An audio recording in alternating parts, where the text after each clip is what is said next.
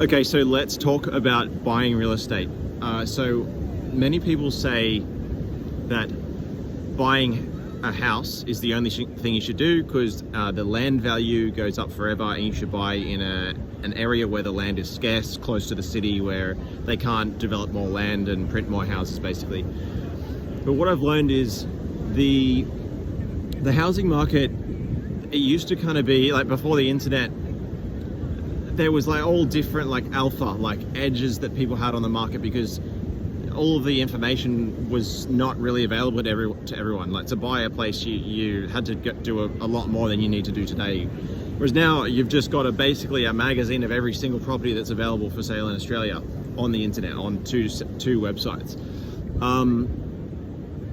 So one thing is, yeah, people say houses go up faster than apartments. While I'm pretty sure, yeah, that's true.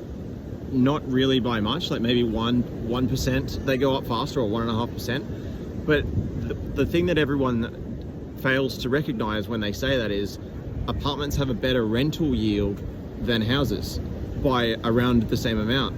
So you're pretty much in the same position. Over a 30-year period, you're just getting more rent for the apartment to replace the loss of the capital gains. And with the more rent, you then have more serviceability, which is like you go to a mortgage broker, they're going to say your serviceability and this is how much you can borrow. So with that extra rent, that actually helps your serviceability. So for example, when I was applying for loans like 2-3 years ago to buy in Brisbane, I was like, okay, I want to buy 2 townhouses in Logan, the shittest area in Brisbane.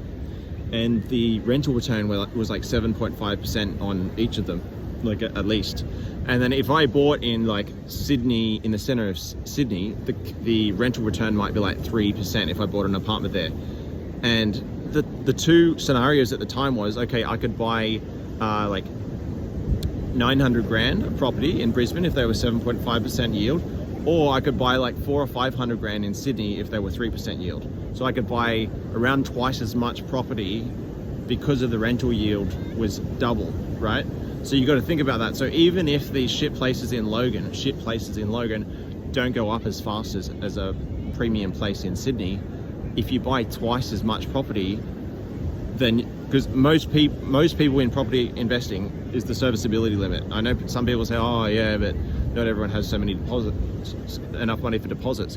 But if you focus on these cheap properties with the higher yield, you won't get stuck later down the line. So it allows you to build a bigger property portfolio over the long term. It's more sustainable.